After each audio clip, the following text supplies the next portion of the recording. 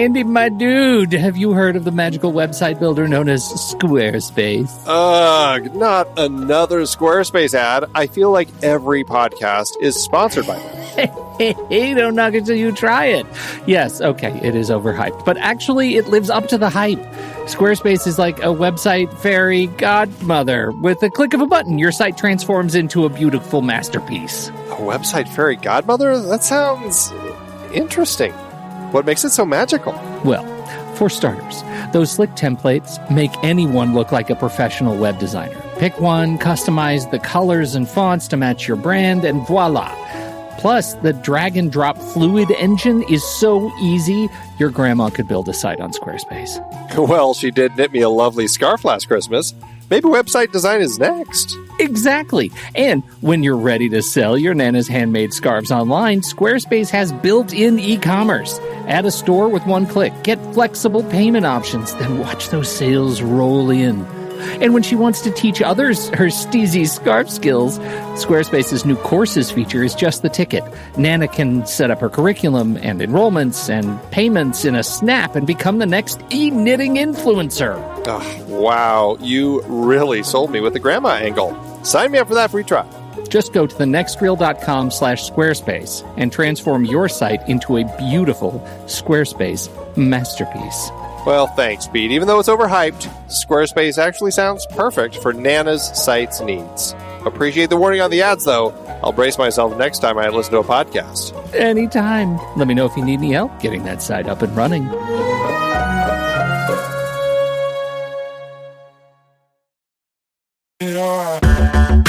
Andy, can you believe we've almost hit 700 episodes of The Next Reel? I know, it's crazy. And with all the other episodes in our family of podcasts, we are well over 1,200 episodes of movie conversation. It's really pretty amazing that we've gotten to have these in-depth movie chats every week for over a decade now. And we couldn't have done it without our loyal community of film fans. Their support over the years has meant so much. For sure.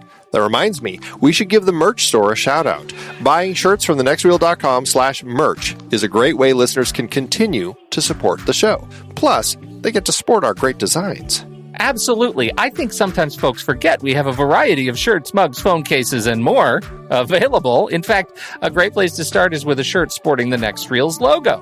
We also have that classic Fast Times Spicoli Surf School tee, or the weirdly popular Rusty's European Tour shirt. The one from National Lampoon's European Vacation. Why is that so popular? Search me, but we have sold a ridiculous number of those. I guess there are a lot of Rustys taking trips to Europe? We're always adding new designs based on movies we've covered, like our brand new design for a streetcar named Desire, featuring a streetcar named Desire. So if you want to rep your love of TNR and films, head to thenextreel.com/merch. Every purchase helps us continue to have these weekly in-depth conversations. So visit thenextreel.com/merch today. And as always, thanks for listening and being a part of the Next Reel community. We've got lots more great movie chats coming your way.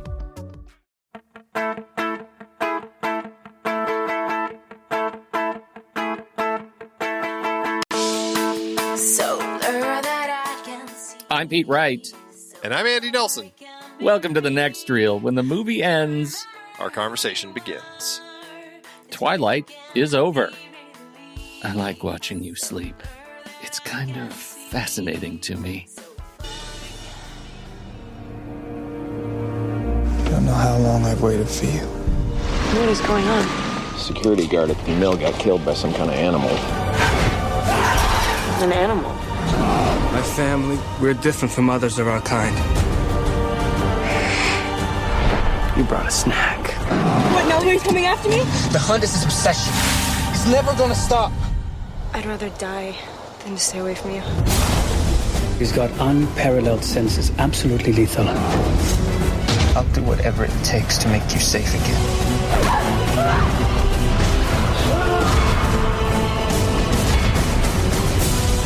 You're faster than the others, but not stronger. I'm strong enough to kill you. You are my life now.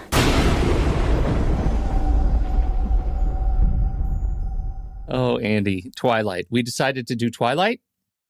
the entire series because it's part of our big franchises year. And it's a big franchise. And I think inarguably, this is a big franchise, right? Yes. People love this thing. The books were popular. This first book was based on Stephenie Meyer's 2005 novel. And then, of course, the subsequent books that came after that all ended up getting adapted as well. And so, yes, we are here to look at them because they were incredibly popular. They created whole sorts of like conversational battles. Are you on Team Edward or Team, what's his name? Team, why do Jacob. Jacob. Jesus, man. Well, he's barely in this movie of the ones, this is Taylor Lautner. He's so young too. They all Such are a so young. Young buck. They're all very young. They're all It is even also- Anna Kendrick looked like a little baby in this. Anna Kendrick should have been Alice. Fight me. I'm just saying. No, I loved Alice. Anna Kendrick Bad is casting. great. No. I love her as who she is. She was great in that role. Oh, no. Okay. Look, here's the thing. It is also part of a bit of its own cottage tourist industry where I am, because like I am not even a highway drive, like 10 minutes from the Hoke house where the Cullens live. I am 15 minutes from Madison High School, which is no longer, I think they renamed it. It's no longer Madison High School. And it's right downtown. And we've seen shows there. It like this, you go to Silver Falls National Park. I mean, there are signs that say Twilight was filmed here. Like there are signs where, hey, this was that scene in the movie where Edward pushed her against the rock and they got all sultry. And like that's very much, Twilight is very much a part still of our sort of Pacific Northwest lived experience. So, well, and what's funny about that is technically so is Phoenix, where I am. Right? Because she just wanted to get out or not leave Phoenix. She was going to miss Phoenix. I thought that's the biggest lie in this movie. Well, she even says, I miss the heat. I'm like, no, you don't. Nobody misses the heat. Phoenix, you clearly have not actually spent enough time here. You fool. Who says something like that? Oh, I miss right? that hot Arizona heat. What are you talking about, lady? No. Well, but it's interesting because so much of the tourist industry for the film really focuses. I mean, obviously, the bulk of it takes place it's Washington, but filmed in your neck of the woods in Portland, and the Phoenix portion really, I mean, it was largely not filmed in Phoenix. In fact, the scene toward the beginning when she's saying goodbye to her mom before she heads off, I was laughing to myself because the saguaro cactuses that are behind her, I'm like, they just put those up. Those are some of the fakest saguaros I've ever seen. It was all filmed somewhere in California, and so I think around Pasadena. And so it's I mean, they got some B-roll shots just to make it really look like, hey, oh well, there's a Southwest plane taking off from downtown Phoenix. Okay, those are all Getty shots, man. They're all from iStock. Yeah, but it's interesting that like it did develop such a following and a kind of a tourist industry for your part of the world. But I'd like to say we picked this franchise to discuss because of the connections to both our parts of the world. But alas, it was really just because this was a really popular franchise. And does it hold up? I mean, is it something that was designed for us? No, but we're going to talk about, when we get into it, talk about our approaches to the conversation, since it really isn't a franchise that's made for us. But I think also, is it something that feels like it is holding up over time, or does it feel now like maybe this film isn't working on the levels that it might have back in the 2008 to 2012 window of time? Yes, I look forward to that conversation. All right. Well, this film was rated PG-13 when it was released here in the States by the wonderful MPAA, for some violence and a scene of sensuality.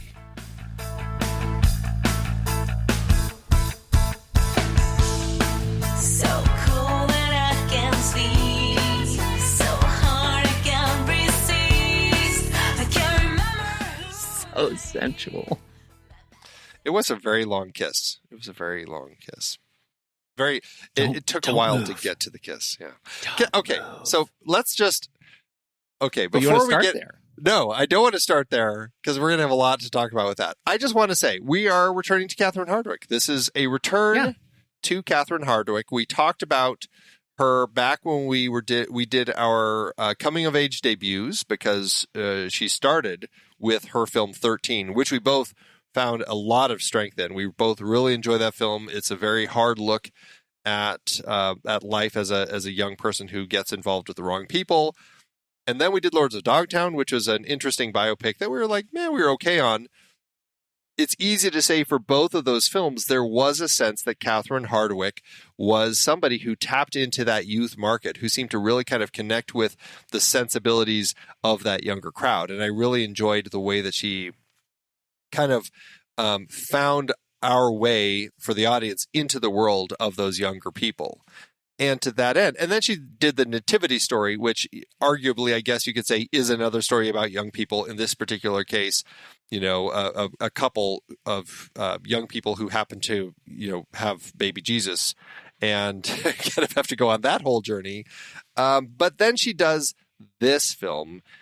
And I have to think that Hardwicke came on board with this because that was the sensibility she had been doing in her previous films before then. And I think that probably the studio said she would be a great person to kind of tap into that youth. Do you have a sense of her as a director approaching a story like this that is ostensibly based on a teenage romance novel involving vampires? I don't know why that felt like a laugh line involving vampires. It's not. I mean, it really is. I know. I mean, they describe it on Wikipedia as a paranormal romance novel. I guess I can just say that. My son was like, "Oh, all my friends say I need to have watched Twilight because I'm watching horror movies." And I said, "This is not a horror movie. This is not even by any stretch a horror movie. The vampire looks like a Christmas ornament. Like it's not a horror movie." I think it is. I don't know. In terms of Catherine Hardwicke, this is not the next movie that completes the sentence that starts with 13 and Lords of Dogtown for me. Like this feels out of her oeuvre of being able to play with young people in cinema. Like she just is. I think she's better when it comes to the grit and the grittiness of that sort of that. A certain style and a certain kind of kid. And this movie is not that. And I wonder if there might have been if there are other directors out there who might have fit more for this kind of story, because I didn't feel like this was necessarily a Catherine Hardwicke film. Well, okay. Well, it's interesting because I think we've talked a lot about how studios they latch onto, or studios producers, they latch onto these indie directors to bring them on to helm big projects, because there also is this ability for them to have a little bit of control over the creative direction of the films, right? And so to that end, I think, I don't think the Nativity Story was necessarily an indie film or perceived as an indie film, even if it wasn't a success of a film. But I think that it was still early enough in Hardwicke's career where there probably was this perception of her as kind of this indie director who did stories about young people. And I could see the people at Summit Entertainment saying, let's get her, she can kind of bring some of that vibe that she's brought to those films. And we can still kind of have a little bit of control over what's going on in the story. I mean, do you feel like there's that sense, at least from the people at Summit when they're looking at options for direction? Yeah, I feel like that's. I think that's. I can see how that connection would be made. I'm just saying I like Catherine Hardwicke's, and I'm sure it's also not in a small part because I am. The movie was not made for me. I have I have read the book. I haven't read the book. Really? I listened to the book, an audiobook. We have the whole series, and I listened to it as a Pete's going to sleep book, which means I listen to it for about 15 minutes, fall asleep, wake up, and start the book again like 45 minutes later. I've done that a couple of times with the book because it puts me to sleep, back when it came out. We have it in our collection. It's one of those things. I can't say I really know what's going on. I'm not a critical reader of the book. It doesn't connect to me that way. But I do have it as a put Pete to sleep book. That should be telling. My wife read the book, and she said that it feels it has that voiceover running through it, like it's told from a perspective where we're getting this real angsty teenage view of the world from Bella throughout, and to that end, it feels like they were working. Like Melissa Rosenberg was brought on to write, I think, all the films. She was tapping into that sense of putting us into Bella's head, oftentimes far too obviously, as far as the way that the narration approaches the story. But still, it's like, I think that's the idea of the film, is to really work at putting us into the head of a 17-year-old girl who is struggling with her place in society. She's at a new home, trying to make friends in this new community, and falls for this guy. I think, take out the vampires, it just feels very, it feels very straight up kind of romance novel. And I mean, I could see it working as, I don't know. I could see Catherine Hardwicke looking at that and approaching it and going, I can do something with this. I can connect with that character and can find a way to kind of get into the scope of it, and then figure out how to deal with the vampire side of it, which I think when I look at Catherine Hardwicke, I do think there's more to her approaching a film like this and being able to direct it without the vampire side of the story, and then looking at it from the vampire side of the story and going, I don't know if Catherine Hardwicke's the right director for that. Yeah. And I think they were hoping that the drama would come through. And, I guess, again, we're, middle-aged men, and I think that for us, it's tapping into kind of a sensibility of that smoldering romance that I mean, obviously was very popular with younger and, let's be honest, older women. Yeah. They really kind of connected with it and enjoy that kind of that smoldering romance of these two people and the mystery of, like, why is he so standoffish and hot and cold with her and stuff. And I think there's an interesting element to that, it's there. It's just not necessarily our cup of tea.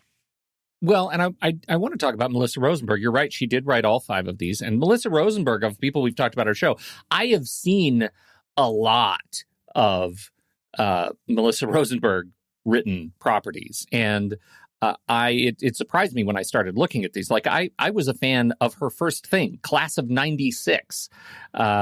She was a writer on a couple of those episodes. She did Dr. Quinn. She wrote a couple of episodes of Dr. Quinn. Outer Limits, Dark Skies, Party of 5. Watched every single episode of Party of 5. She was involved in that. Ally McBeal, The Agency, Birds of Prey, The OC. She wrote Step Up, for crying out loud. Let's see. And then she gets into Twilight, does all those movies. And then Jessica Jones. She is the big name behind the series Jessica Jones, which I love. Yeah, she's the showrunner I love for the that. conception of it. Showrunner of that, exactly. I love the conception of it. I love the writing of it. I really adored Jessica Jones. And there was not a little bit of me watching Twilight thinking, wonder what this would have been like if there had been just a touch more Jessica Jones, because there's a lot of Twilight in Jessica Jones. When you look at the production design, the coloring, the sort of treatment of it, they feel like, cousins that don't maybe talk to each other that often, but a little bit. Well, I think it boils down to Stephenie Meyer and the source material. The romance novels that she wrote, I mean, they were incredibly, incredibly popular. And I think, Summit Entertainment wanted to adapt that because they said, wow, these are really popular. We want to adapt that as is and make, a great movie series of it because it's going to be really popular, just like the books. And so they go, okay, Catherine Hardwicke, she's a director of teen angsty stories. Let's bring her on. hey, Melissa Rosenberg, she's written some really interesting TV properties. Let's bring her and Step Up, which, yeah, I mean, it is another film that kind of taps into that same market, right? I mean, it's very much that same sort of market that likely would have been interested in this as well. And so let's bring these people together and see what they can do with this material. And I think I haven't read the book, but I feel like, at least based on this, it's a pretty straightforward romance. And, she's Stephenie Meyer is part of the LDS. And so she keeps her stories fairly tame. There's, you have a bunch of teenagers here, but it's not like they're partying and drinking and smoking and all that sort of stuff. And there's really no sex scenes. There's a little bit of a romantic scene, sensual scene that we have, but largely she keeps them fairly tame. And I think for that younger audience who's watching the films and reading the books, I think they really fall for that. The draw to that smoldering romance and the connection between the characters. And I think it's interesting. I do feel like, again, for us, it's probably why we're not that interested in the films or the stories, but I can see why there is such a huge audience for them. And, I think it just boils down to, the work that Rosenberg and Hardwicke really kind of have to do when they jump into adapting the book and making it cinematic. For sure. So let's talk a little bit about the world that they've created on film for us in the my fair part of the country. What'd you think of our introduction to Forks, to the family dynamic that she's dealing with? Like you bring up the LDS. It's pretty tame. It's also, she's a child of a divorced family that seems to kind of get along okay, even if dad is a bit of a distant sheriff of Forks. What'd you think about how the movie brings us into the world of Twilight? It's fine. I guess my initial struggle with it, it's setting it up for us. Like, initially we meet Bella and it starts immediately with her voiceover. And I'm already struggling with some of the voiceover. It feels kind of written and it feels a little, schmaltzy and stuff. And one of the big problems with this type of voiceover is that it's often saying stuff that we can deduce on our own without having to spell it out, which they just decide to do. We're just going to spell it out. Yeah. Again, it's probably for the younger audience, but still, and it's that whole romance novel side of it. Like, we're hearing so much of her raw emotions as she's describing them and stuff. I enjoy the opening up of this world of Forks, which my sense is it's a fictional town anyway. There's not a real town named Forks in Washington, right? Yeah, so much of Forks is Vernonia, Oregon, which is where my dog breeder is. Dog kennel. Oh, that's nice. Yeah. So I enjoy the kind of getting to know the world. I enjoy this sense of high school. You kind of get the different groups of kids. It does all feel very tame. Like, she seems, as we meet Bella and Kristen Stewart is kind of walking around, she seems very awkward, very shy, very unable to do anything. And I guess I'm not exactly sure what we're meant to take from her. Like, when they're in the volleyball or in gym class and they're doing volleyball, like she's like, have you never had a class in physical education before? Like, she acts like it's a strange setup for her in this world, treating her like she's never been out in the world before. And so it's a little strange for me. I mean, I enjoy the way that everything kind of builds and everything feels very safe and tame, and everybody, like, there's really no antagonistic people at the school. Right. It seems like they're going to be, but no, everyone really ends up just being friends. So it's fine. I think the setup of the world is fine. I like Dad. I like the actor Billy Burke playing Dad. I think he's great. Largely, I think the cast is good. If anything, I feel like Kristen Stewart ends up feeling really awkward through the whole thing, and largely through the whole film. And I don't know. It's tricky because I feel like some of it I have to attribute to her youth as an actress. Like, I think she was actually 17 or 18 when she was making the movie. So she's like actually Bella's age. Yeah. And so that's, acting like a smoldering romance, especially with a performer like Stewart, who I think can be a much better actress when she's doing more of those internal sorts of performances like she does in Spencer, I think work better. And this, I think it's a little harder for her to emote the romantic way that she needs to for the film. I think that's an interesting comment, because I found that I liked the world a lot. I actually really liked the way the kids talk to each other. I think it's a fine, fun, interesting universe that they're creating here in Forks. I struggle, and I like the way the Cullens talk to each other as a family, even as they look possibly more out of place than the movie lets on that they are looking like. The kids have really written off the fact that these essentially translucent people just kind of always walk in and eat at the same table. It's and just a little too weird. Yeah, they're all hating each other. It's so weird, so weird. But I have found that I liked that. Like, I liked that whole vibe that they're giving off in the high school. I like the way it was shot, like the whole universe, the parking lot accident, like all of that is good. I think for me, the movie falls apart as soon as Kristen Stewart and Robert Pattinson start talking to each other. Their dialogue is, to my ear, the worst. And the fact that the movie it sort of hinges on those two being able to build a believable relationship with one another, I think it fails for me. I think maybe it would have. I don't know what would have made it better. I don't know what would have made it better. And I'm looking forward to watching the subsequent films to see how, particularly Kristen Stewart maturing as a human and an actor, who I know is supremely talented. You drop Spencer. I mean, that is just a glorious exploration of her like prowess as an actor. But to see how their relationship changes together, because every time they look and talk to each other, their voices change.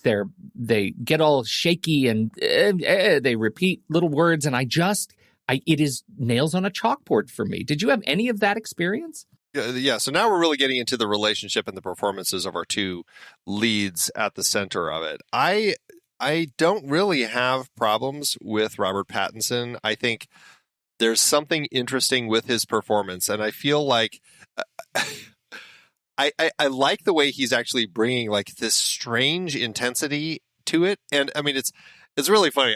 I started laughing out loud when she first shows up in the classroom, and he literally like suddenly looks like he's going to throw up. I know. That was actually a really nice exchange. I thought that was funny. It was hilarious. And then you learn like she smells so good that these vampires can barely hold themselves back, and it's so silly. But I like the way that he played it. Like it's a strange, I don't know. It's an interesting take on vampires. And we haven't really talked about the fact that like this is a different vampire. They go out in the sun.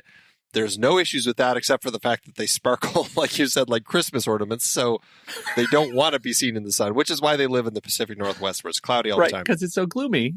And there's they really don't have any other issues. They like this particular group, the Cullens, they've decided we're going to be, they call themselves vegetarians, but it's really like, we don't eat people. We'll go feast on deer and things like that. But it's just like tofu. It's just like a tofu diet, which is, I don't know, a very funny way to describe it. And you actually dismiss one of their biggest problems, which is they play hardcore baseball, like too hardcore. That's a real problem for them. Clearly it draws the other vampires in the area. So I like the way that he's bringing this strangeness to the role. In fact, all the Cullens are. And to that end, I really kind of like the Cullens. I think there's like, especially like the one brother who like, the way that they describe it, he always looks like he's in pain or something like that. I'm like, wow, that was so accurate. He really does look like he's always in pain. And he stayed that way through the whole film. And I was like, kudos to him for like nailing that because it worked really well. I laughed was so Jackson hard. Rathbone, and he is awesome at playing Jasper. And you're absolutely right that he's just constantly, his jaw is constantly flexing. I loved it. It was I largely like the characters. In fact, I liked her human friends too, with largely spearheaded by Amanda Kendrick. It's just kind of a fun group. So I like the casting. And I really have no issues with the chemistry between Stewart and Pattinson. In fact, I kind of like the back and forth nature of them. And I don't have as much of an issue with anything with the relationship between the two of them. But to your point, where I do struggle, and honestly, I feel like as I'm watching it, I feel like the actors were struggling too. How do we deliver this dialogue? How do we, and I think it's a task that everybody likely struggled with based on Stephenie Meyer's novel. Again, I haven't read it, but I'm guessing that they probably pulled a lot from it. But Melissa Rosenberg obviously had to figure out, how do I adapt this romance novel dialogue? Catherine Hardwicke, how do I direct this romance novel dialogue? And these two actors, how do we say these lines to each other when it's also silly?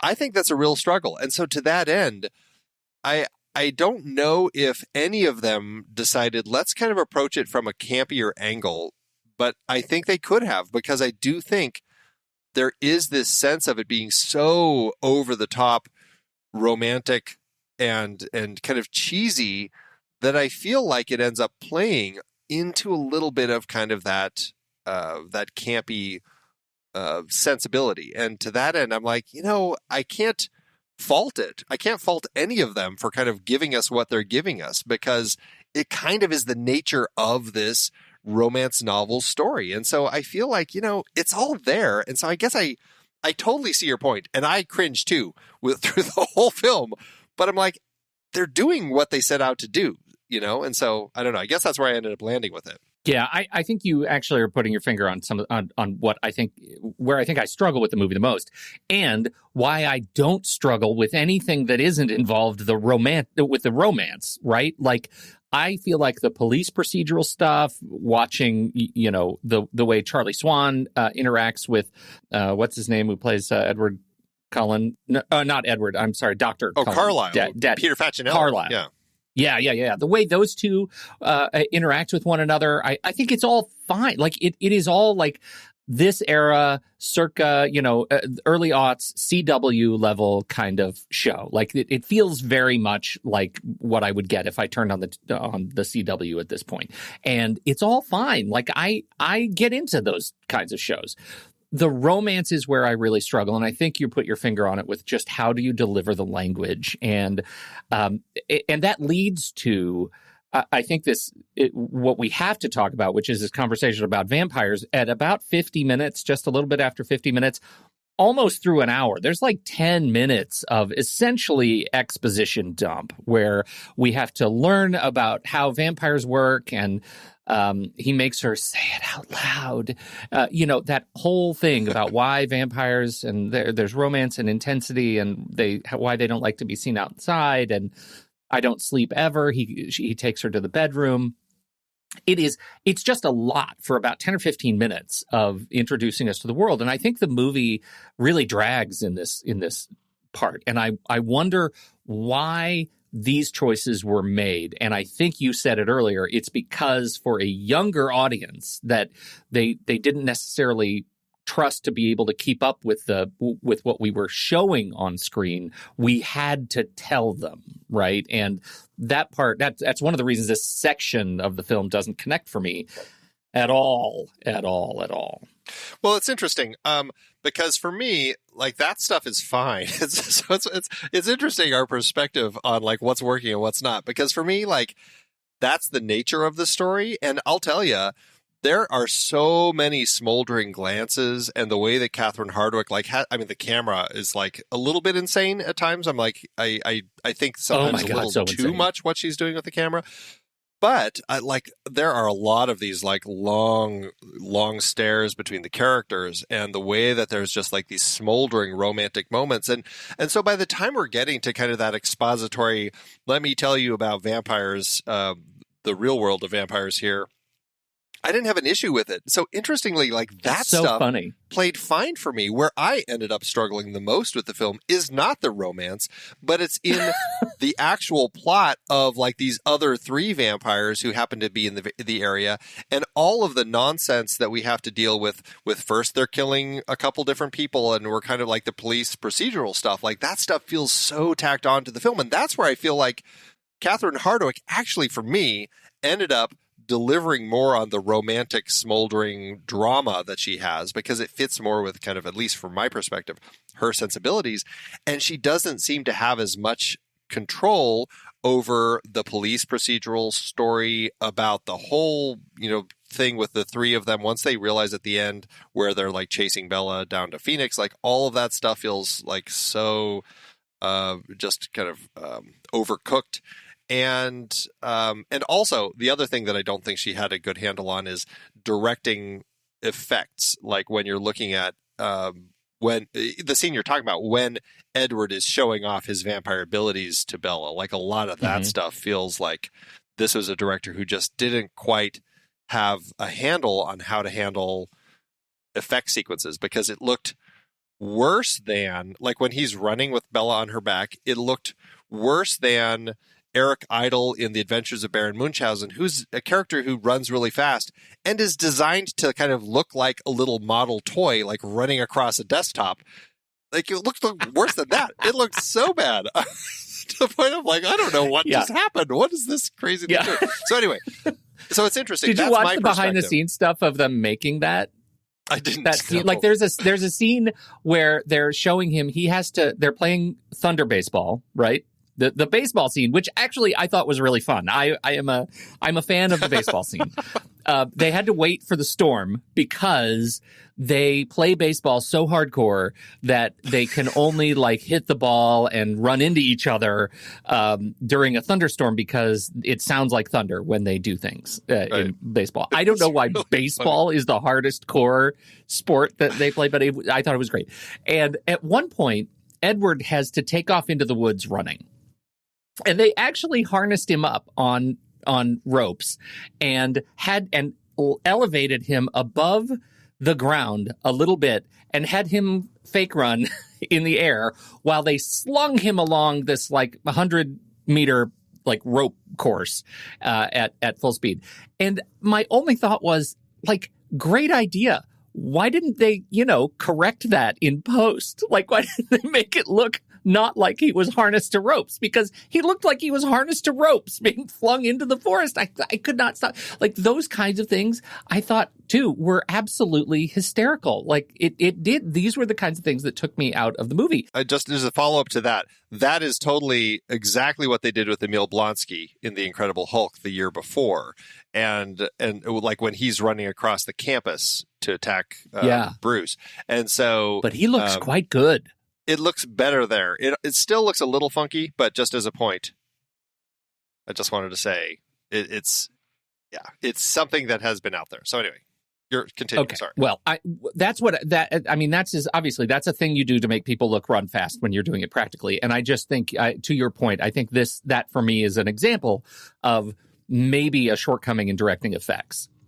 Because I think it could have looked cool. And to me, it didn't look cool. All of the whiz-bang, like, vampires move real fast camera shots, I thought they didn't play very well for me. Yeah.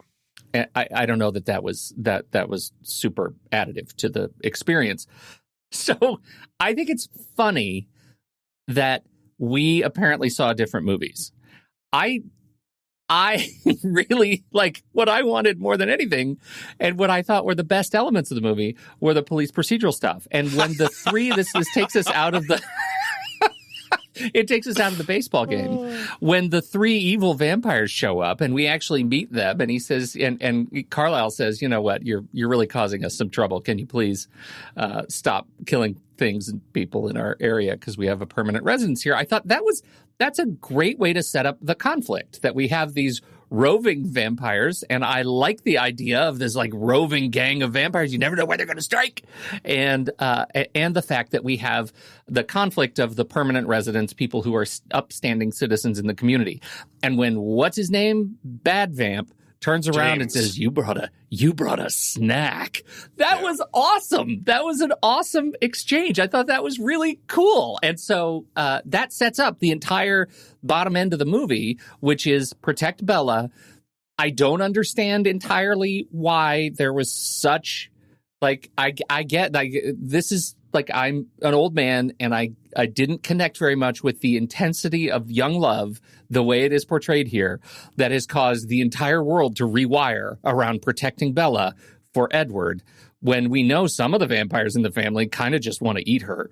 And so I didn't connect with the emotional background of that, but I did like the execution. I thought it was kind of fun. Hey, you guys wear her clothes so that they're tracking the wrong people. I thought that was fun. The chase stuff was fun. Well, yeah, in that moment, like I liked that confrontation that we had there. Like that moment worked fine, and that's James, Victoria, and Laurent are the three. They're an interesting set. I guess I just struggle with the fact that they're so innocuous to the story. They're just here to give us a conflict. Like there are these murders happening. Like we just don't care. It feels so tacked on as an element that has to be thrust into the story to give us a conflict at the end. And it to that end, it just ends up feeling very poorly written into the story. And it's very frustrating because I think there's an interesting element of these roving vampires, which I'm assuming most vampires are roving, and it's just the Cullens who have decided to settle in and try to make this thing work as far as the way that they're making a life for themselves.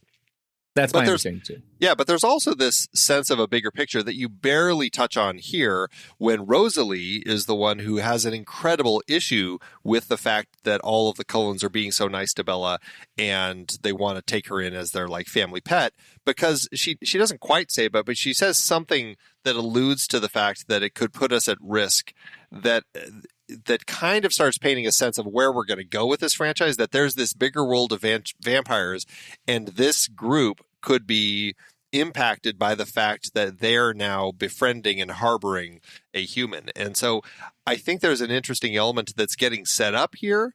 I just wish that they found a better way to integrate these three villains to make it something that I cared about, because by the time we get to that end with James, the super tracker pursuing Bella across the country, I find it to be kind of ridiculous. And also it's like the whole thing where they're like, okay, but I got to protect my dad. Okay, let's go back. And now I'm going to pretend I'm breaking up with my dad and I'm leaving him to go back to my mom. And I'm like, yeah, but the vampire can still kill your dad. Well, like, why is that protecting? Like that to me, I could not understand at all. I'm like, what? You're not protecting him. What's going on here? That was weird to me. But anyway, and that led to that whole final climax that, it's fine. It's kind of, there's some fun wire work as far as seeing James and Edward battling each other in the dance studio, which again, why is the dance studio unlocked? Why does she have access to it since she hasn't used it as a little girl? Like what is going on? Why does it look like a Gothic cathedral? So many things that were nonsense. It made for a fun fight, but it built to an end that I just don't understand why these characters are suddenly so important to the story. Yes. Yeah. I think the reason I think we might have seen different movies here is because for me, when the movie started and we're running through the forest and we're eating animals, and then later we have the whole police stuff. This is before we've met the Cullens, like and we get the pieces of Dad and Carlisle working together. And so that was like the principal story for me, was the mystery of these murders. Like, what is going on with finding these bodies? They keep coming back. They're at the diner, the Carver Diner, and they keep talking about, like, did you find them? The boys want to know if you found them. And it turns out the boys are like 5 inches from her butt.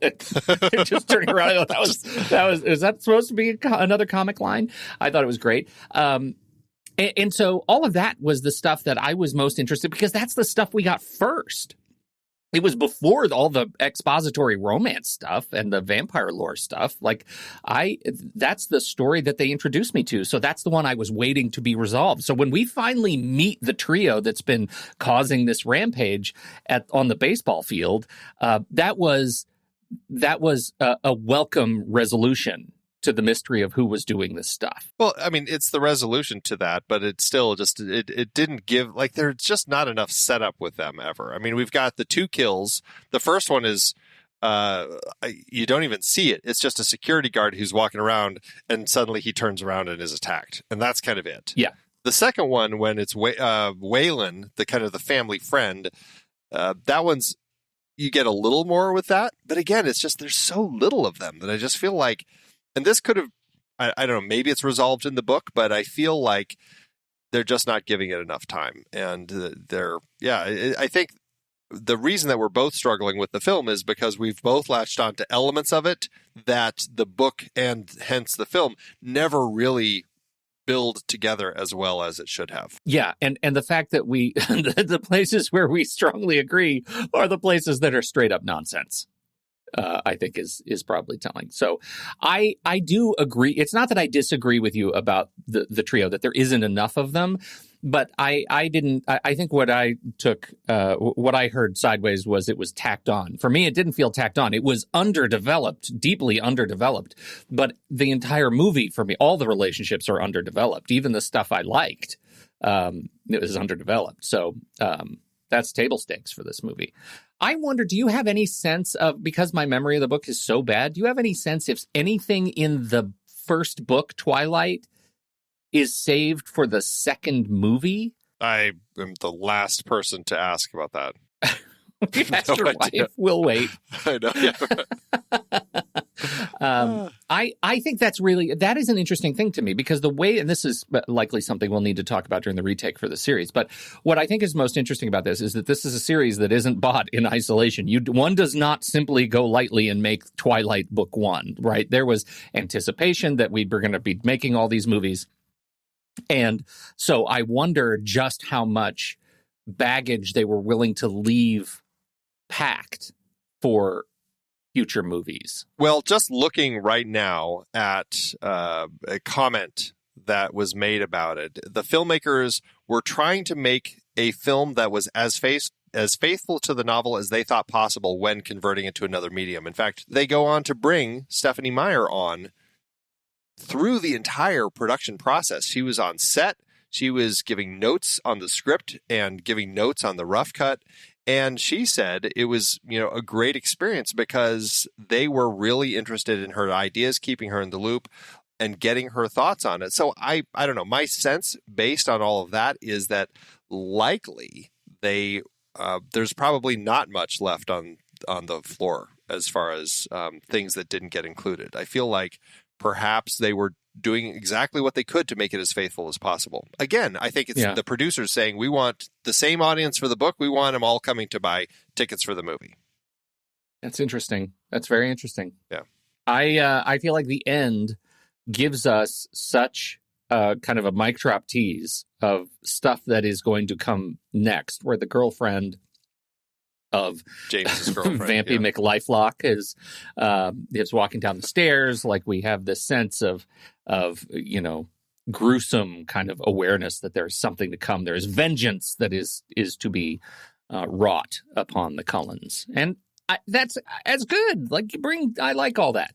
Bring more of that. So, in terms of assessing what the movie is to itself, I think it does a fine job. Well, now here's a question that I do have that I think is important to discuss. Obviously, I mean, it wasn't made that long ago, but still, I think times have changed. And with the rise of the Me Too movement and conversations about the way that people interact in relationships, I think there are elements in the film that now certainly should be reassessed and thought about. Well, I mean, you brought up at the very beginning as kind of the quote about how he would sneak into her bedroom at night to watch her because it was interesting. There's that moment that I feel like, dude, you are just gaslighting this girl to no end, when he's just like, oh, I was standing next to you the whole time when that car was about to crash into you. You just must have forgotten. Like, I'm like, there are a lot of elements in the way that I mean, again, they're vampires. They have to kind of, do what they can to protect themselves. But still, there are elements in this that create an unhealthy view on relationships. And I think that that's certainly something that is worth looking at now. And I mean, it was there then too, but still, I think looking at it through more modernized with the way that people are talking about films and stories, thinking about it, I think it's kind of unsavory, like some of the things that the behaviors that Edward exhibits. Yeah, it was interesting that they got rid of the bit of lore where you have to invite a vampire in, right, to your house. Yeah, the fact that he did his whiz bang, I'm in your house now through your window, and she asks, do you do that often? And that's the extent of the challenge that she poses to him coming in and out of her bedroom while she's sleeping is, I think, problematic. So I feel like we're in a space where their codependence knows no bounds, and we shall see. The runway is long before us, I worry. Yeah, no, it's going to be an interesting conversation to kind of continue, because it's a little creepy, and I'm curious to see how it resolves itself. And I don't know. It's funny because with Stephenie Meyer being so religious and imbuing so much of her kind of religious beliefs into the sensibilities of the story, there's an element of it also that I don't know. I feel like there are some sides of religious thinking that tend to put the woman, make them a little more diminutive than the man, and I think that that's an unfortunate byproduct in a lot of those sorts of leanings. And right. I think modern times have thought a little bit stronger about that, and so I don't know if that's coming from her or it's just the romance novel side of it, and they're trying to kind of capture that, but it just feels a little, I don't know. I didn't like that side of the story. Yeah. All right. So that's Twilight. What else you got? Oh, I just want to say my favorite thing about the movie. Sure. I actually love Carter Burwell's score. I put that on my notes too. Movie. So good. That main theme, although I started laughing out loud again when it turns out Edward Cullen plays the music in the film. I'm like, oh my God, of course he's going to play the score. But still, I do love the music. It's great. Great. Speaking of the religious stuff, the final scene, when you look at what, vampirism in pop culture, like as it is written in lore, as an allegory for sex and virginity and rape and all of the kind of things you can write on top of vampire lore. How does that affect the last scene for you, where she is bitten by Vampy McLifelock and then he stops and is beaten up, and then Edward has to suck the venom out of her to help her, to make her survive, and it's hard for him to restrain himself. Well, aside from the kind of the nonsensical side of that element of the story, like, why did his bite, it's just kind of a weird thing. Is this like venom? Like, are they squirting venom into their victims? I thought they were sucking the blood out of them. So maybe it's just his saliva is full of his stuff and it gets into her bloodstream. It was kind of weird to me. I didn't really, I guess I don't fully understand some of those vampire elements within the story. I don't know. I guess it's okay, but I guess there's this sense of the inability for partners in a, partner is probably the wrong word, but people in a sexual relationship who get to a certain point and then they just can't control themselves anymore. And there is this sense that Edward has to learn how to hold himself back, how to be abstinent when he's sexually aroused, essentially. And I think that certainly stems from kind of the religious sensibilities of Stephenie Meyer, is that, no matter how horny you get, you got to learn to hold back because you got to wait for the right time. And so, there's an interesting element to that, I suppose, that she's probably putting into it. Yeah, I think so. I think it's one of those, I think once you start painting with that particular brush, the movie becomes more of a challenge to watch. If I just let it go, I can have some fun with it. Like I like the world is fine, the people are fine. I struggle with the hyper romantic language, but again, the movie wasn't made for me, and that's okay. That's fine. But are you there for the smoldering shots of staring? So smoldery. Oh God. I did have more than one fantasy in this movie about our Pats taking on and showing up in the Batman costume. That I think would have been amazing. So, I'm looking forward to the next one, believe it or not. I know, it's crazy. All right, well, we'll be right back, but first, our credits.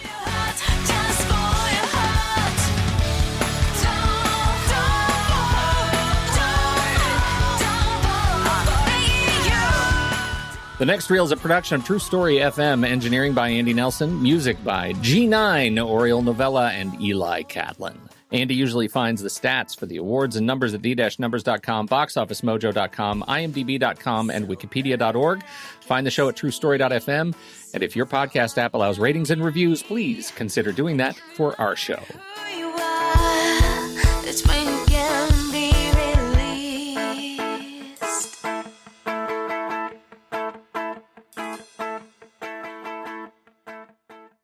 How'd it do at award season, Andy? It did well for itself. 32 wins with 16 other nominations. Over at the Saturn Awards, it was nominated for Best Fantasy Film, but lost to The Curious Case of Benjamin Button. For the awards, though, for the rest of these, though, I'm going with, the kind of awards that it got more of. MTV Movie and TV Awards. It won for Best Movie, Best Female Performance for Kristen Stewart, Best Breakthrough Performance for Robert Pattinson, Best Kiss, Best Fight, which is the one at the end. It was nominated for Best Breakthrough Performance for Taylor Lautner, but he lost to Pattinson. It was nominated for song Decode by Paramore, but lost to The Climb by Hannah Montana in the Hannah Montana movie. At the People's Choice Awards, it won Favorite Movie, Favorite On-Screen Team for Lautner, Stewart, and Pattinson. At the Scream Awards, Lautner won Best Male Breakout Performance. It won Best Fantasy Movie, Best Fantasy Actor for Pattinson, and Best Fantasy Actress for Stewart. Ashley Greene was nominated for Supporting Actress, but lost to Jennifer Carpenter in Dexter.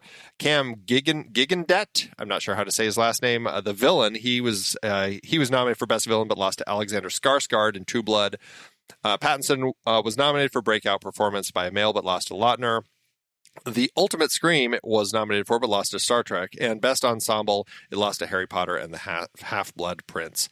Also a bunch at the Teen Choice Awards, but, it's all the same sorts of things. Very, very popular. Okay. Then let's, why we're here is because this is a big franchise.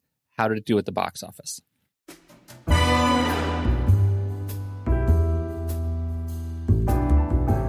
Yeah, for Hardwicke's entry into Meyer's vampire series, he had a budget of $37 million. Pretty small to start things off. That's $44 million in today's dollars. The movie opened November 21st, 2008, opposite Bolt, Four Christmases, Transporter 3, and Australia. It handily nabbed the number one spot, but Four Christmases actually moved to the top spot for the next 2 weeks, knocking this down a notch. It never did get back up to the top spot and only stayed in the top 10 for 5 weeks. That being said, it was very popular, going on to earn $194 million domestically and $214.5 million internationally for a total gross of $486 million in today's dollars. That was a big win for Hardwicke and everyone involved. Well, I guess it depends on what you think of the franchise. Regardless, it did end up with an adjusted profit per finished minute of $3.6 million. A great start for the franchise. So brooding, but so good for the Pacific Northwest, Andy. What a real tentpole for the tourist industry. You know what I'm saying? I'm glad we're doing this series. I think we were rightly lampooned for putting the Twilight series saga on our list for this year, but I think it's worth it for, 50-year-old white guys to talk about teenage romance vampire movies. It's an interesting saga for sure to dig into. And, it's funny. I'll tell you that it was funny. I was talking to my wife about this last night as we were watching it. And we got to the baseball part when the other three show up. And she's like, this is about where I always turn it off. And I'm like, always turn it off? How many times have you seen this? And then she looked at me with this guilty look on her face. She's like, yeah, I've seen it quite a few times. She's like, well, when it's on, it's just an easy thing to watch. And so I guess, it speaks to the draw of the film. And so, yeah. But she hates she's like with me, like all the stuff at the end. It's just like, this is all stupid. So, but yeah, it's a fun thing to explore. This is where I start. You start me at the baseball field. That's where I'm going to pick up the movie from now on. Exactly. It'll be an interesting thing to explore for sure, though. So, but we will be right back, everybody, for the ratings. First, here's the trailer for next week's movie, The Twilight Saga: New Moon, directed by Chris Weitz. The Volturi are the closest thing my world has to royalty. They enforce the law. Vampires have laws. You're a human who knows entirely too much about us. They could kill us all. You just don't belong in my world, Bella. I belong with you. This is the last time you'll ever see me. Please just promise me you won't do anything reckless. It's like a huge hole has been punched through my chest. I know what he did good to you. But Bella, I would never, ever do that. There's only one way I know to see him. So, you're an adrenaline junkie now?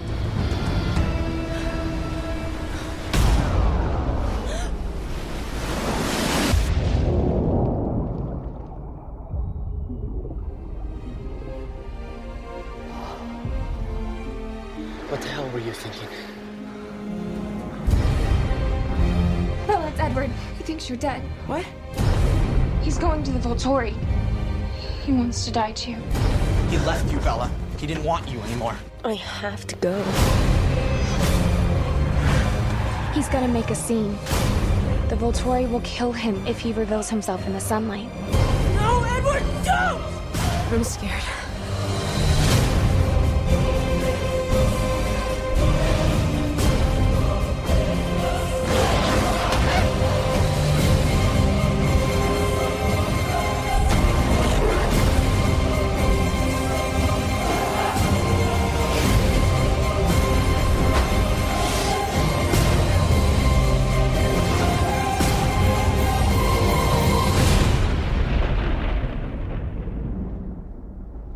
This may hurt just a little.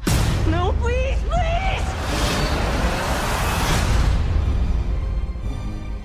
Letterboxd, Andy. You've heard of Letterboxd. It's our favorite social network for movie lovers, and we love Letterboxd personally. We use it personally quite a bit. The show has its own Letterboxd page, letterboxd.com/thenextreel. But if you find that you tried the Letterboxd and you love it and you want to get rid of ads and support the team, you can get your own upgraded Letterboxd account to Pro or Patron by using the discount code NEXTREEL at checkout, or visit thenextreel.com/letterboxd. It'll take you straight to the checkout page with the 20% already applied. And that's good for renewals as well. So, Andy, what are you going to do with this movie? How many stars are you going to give it? This is a really tricky one to rate because I'm like, I mean, it was kind of engrossing and I was laughing throughout it. Like, it was kind of like terrible in a way. I think I'm going to give it, and this is, 50-year-old white guy reviewing a teen romance movie. I'm going to give it 2 stars, but I'm still going to give it a heart because I still find it's entertaining enough. It does what it needed to do. Andy, I think I might join you. I was toying with whether or not to give it a heart. If I give it a heart, it can't be over 3 stars. That's way too generous. But if I don't give it a heart, I could maybe go 3 stars on it. So I think I'll join you in the 2-star water. I think I'll join you there. 2 stars and a heart. It was fun, funny. I laughed a lot. I didn't like the romance, but the rest of it I kind of like. I dig shiny vampires.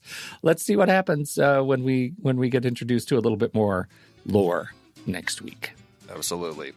Well, as Pete said, don't forget to visit thenextreel.com/letterboxd to get your patron or pro membership. And it does work for renewals as well. So what did you think about Twilight? We would love to hear some thoughts on this particular one. Hop into the Show Talk channel over in our Discord community. We will be talking about the movie this week. When the movie ends, our conversation begins.